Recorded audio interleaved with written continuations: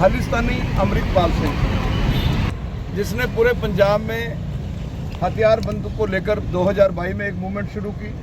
जरनैल सिंह भिंडरावाला का तीर लेकर जरनैल सिंह भिंडरावाला की बात करके फिर पंजाब में दहशत फैलाने का काम किया, फिर पंजाब में डर पैदा करने का काम किया और जिस तरह थाने पे अटैक किया, संविधान को चुनौती दी, देश के गृह मंत्री को ये कहना कि हम उसका हाथ इंदिरा गांधी कर देंगे, तो हमने उसके लिए 2022 में लड़ाई लड़ी। सबसे पहले 2022 में मेरे एंटी टेररिस्ट फ्रंट इंडिया ने ये घोषणा की थी कि ये आईएसआई का एजेंट है और गवर्नर साहब को ज्ञापन दिया था। ये देश के गृह मंत्री अमित शाह ने बहुत बढ़िया काम किया, पंजाब पुलिस ने अच्छा काम किया, एक बूंद नहीं डुलने दी और ये डिब्रूगढ़ जेल में एनएसए में चला गया, नेशनल सिक्योरिटी एक्ट में, अब ये जेल में है। अमृतपाल कैसे चुनाव लड़ा, इसको उसी time election commission of India को चुनाव नहीं लड़ने देना चाहिए था, क्योंकि इसमें नेशनल सिक्योरिटी एक्ट, देशद्रोह का एक्ट है। ये वहाँ उसमें चुनाव लड़ा, अब जीत गया और जीतने के बाद इसको फिर दोबारा जो है इसके ऊपर एनएसए एक्सटेंड किया गया 1 साल के लिए।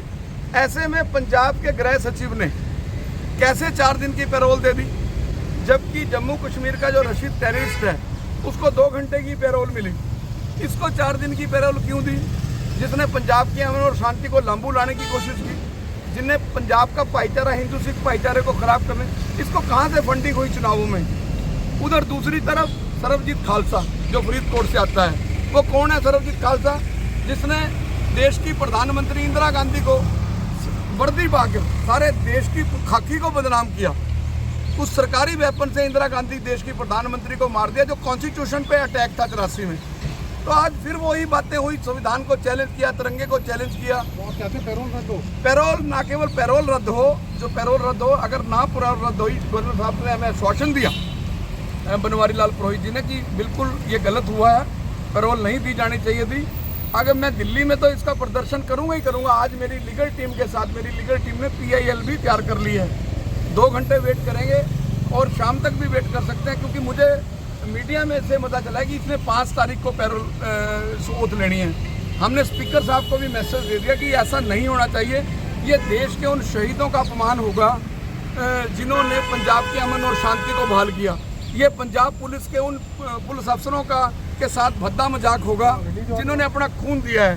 तो इसको किसी कीमत पर भी पैरोल नहीं मिलनी चाहिए।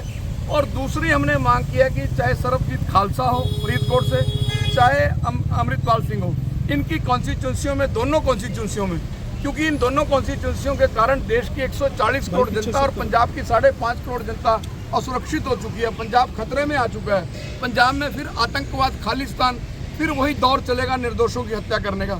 वहाँ जो है IB की ऑफिस बनाए जाएँ और वहाँ मिलिट्री तैनात कर दी जाए लोकसभा क्षेत्र में, और जरनैल सिंह भिंडरावाले के होम जिला में, अमृतपाल सिंह के होम डिस्ट्रिक्ट में, सरबजीत खालसा के होम डिस्ट्रिक्ट में, जो अपने बाप की बेअंत सिंह की, जिसने इंदिरा गांधी मारी, उसकी फोटो में लगाकर क्या संदेश देना चाह रहा है। और वहीं हमने मांग किया गवर्नर साहब से कि पंजाब के अंदर जो है वो पैरामिलिट्री फोर्स लागू कर दी जाए, क्योंकि पंजाब खतरे में है और किसी कीमत पर भी anti terrorist front India Khalistan को सिर उठाने नहीं देगा।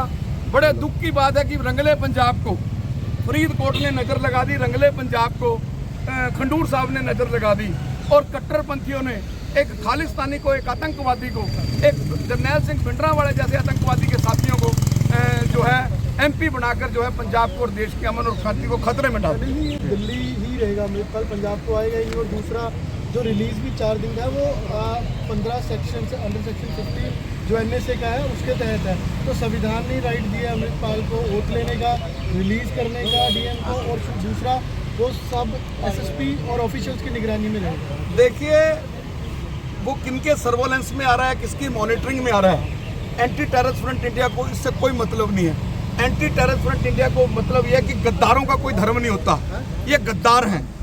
सरबजीत सिंह खालसा परिवार गद्दार है जिन्होंने प्राइम मिनिस्टर मारा।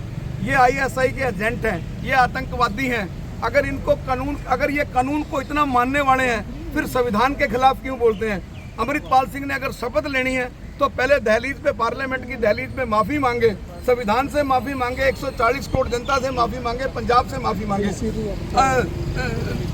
जो पुलिस लिख के देती है, स्टेट पुलिस लिख के देती है हरियाणा में कि संत गुरमीत राम रहीम हार्डकोर क्रिमिनल नहीं है, उनकी पैरोल हाई कोर्ट रोक देती है कि नहीं आपकी पैरोल नहीं मिलेगी, तो फिर अमृतपाल सिंह के तो ऊपर NSA है, देश रोगा केस सरकार का है। पंजाब सरकार ने सिफारिश की 1 साल के लिए भगवंत मान सरकार ने।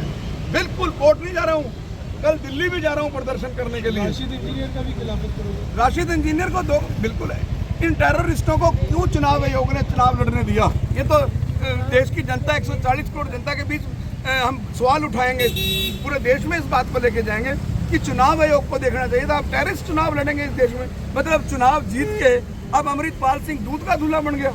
और वहाँ उनको जितवाने वाले कौन लोग हैं? वो लोग हैं कट्टरपंथी, जो पंजाब की अमन और शांति को खराब करके फिर पंजाब में आतंकवाद लाना चाहते हैं। और गवर्नर साहब ने हमें बहुत अच्छा आश्वासन दिया, हमें पूरा विश्वास है कि गवर्नर साहब उसकी पैरोल को रद्द करने के लिए सेंट्रल गवर्नमेंट को आज ही लिख देंगे। Thank you.